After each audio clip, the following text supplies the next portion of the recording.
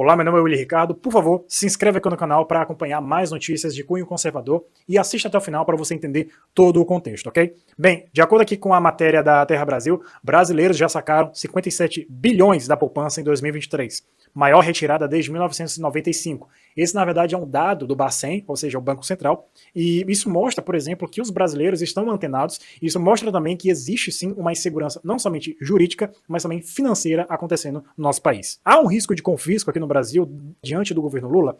Cara, é o seguinte, na lei, não. Mas a lei, atualmente, no Brasil, ela é totalmente enviesada. A gente não sabe, basicamente, o que pode ou não acontecer aqui no Brasil. Aqui é muito incerto. O STF tem, na verdade, rasgado constantemente a Constituição desde 2011, tá? Não é de agora, é desde 2011. Então, assim, o STF, por exemplo, está legislando, o STF está apresentando projetos de lei lá no Congresso Nacional, como fez o Alexandre de Moraes na PL das fake news, ou seja, a PL da censura. O STF está prestes a votar uma ação que pode sim impedir do empresário demitir sem a justa causa. O governo Lula já entrou numa ação junto com a Advocacia Geral da União, também no STF, para estatizar novamente a Eletrobras, passando por cima de todo o arcabouço jurídico e democrático que aconteceu, né, durante o governo Bolsonaro, que é a privatização da Eletrobras. A privatização da Eletrobras aconteceu de forma democrática. Passou pelo Congresso, passou pelo Senado, o Senado fez algumas modificações, voltou para o Congresso e depois foi sancionado pelo presidente da República. Então, assim, tudo que está acontecendo aqui no Brasil demonstra uma insegurança jurídica para todas as pessoas que, enfim, não somente moram aqui, mas também que investem aqui, ou seja, pessoas de fora. Então, respondendo a pergunta, há um risco de acontecer um confisco mesmo por parte do Lula aqui no Brasil? Cara, a chance é mínima, tá? Mas não é impossível. Infelizmente, não é impossível, tá? Aqui no artigo do site Em Dinheiro, por exemplo, explica muito bem essa questão, tá? O que impede, na verdade, dessa ideia do confisco acontecer novamente aqui no Brasil é uma emenda constitucional, número 32, publicada, né, em 2001.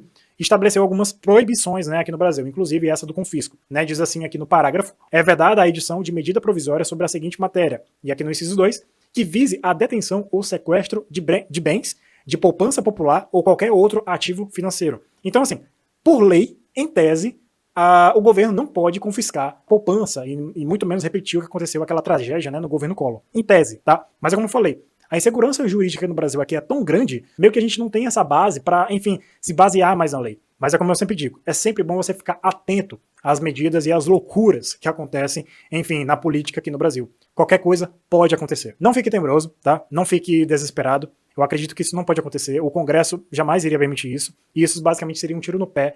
E eu tenho certeza que se acontecesse, o Lula já estaria expulso da presidência da República no dia seguinte. E para finalizar esse vídeo, eu vou ler aqui uma matéria da Jovem Pan que diz o seguinte, né? Críticas de Lula a Roberto Campos Neto viram arma para a oposição e desagradam até aliados. Por quê? Desde o início do ano, o Lula tem criticado, né, o presidente do Bacen, né, o Roberto Campos Neto, acerca da taxa de juros, né, da alta taxa de juros, que está em 13,25, se não me engano, 13,75, na verdade.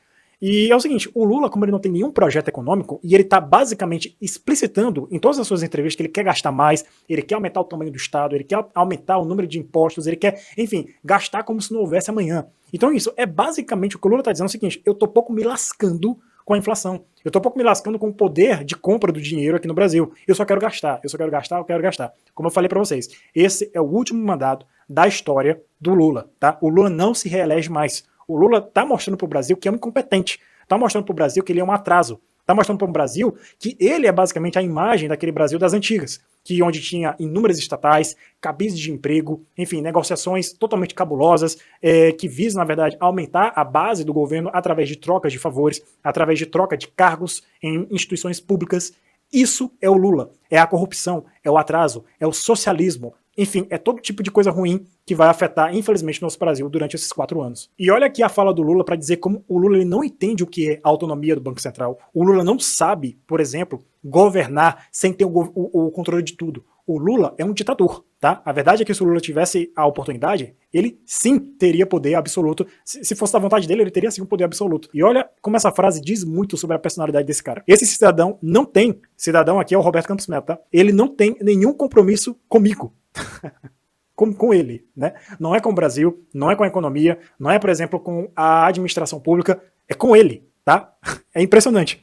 Ele tem compromisso com quem? Com o Brasil? Não tem. Ele acha, o Lula realmente acha que ele é a personificação do Brasil. O Lula venceu as eleições com uma margem insignificante, pequena, uma diferença de basicamente 2 milhões de votos. Gente, isso a nível presidencial é muito pequeno, muito pequeno. E o Lula acha que representa o Brasil. A verdade é que esse cara é um desequilibrado, é um incompetente. E, novamente, sobre a questão do confisco, olha, eu digo que as chances são pequenas, mas a depender do que está acontecendo aqui no Brasil, essa união do executivo com o judiciário, eu não duvido mais de nada, tá? Continue atento, continue sempre, enfim, se informando, tá? Porque a nossa única arma que temos contra esse governo ditatorial, esse governo socialista, é a verdade. É a informação, enfim, a discussão de ideias é a própria liberdade, ok? Muito obrigado por assistir até aqui, um abraço e até a próxima.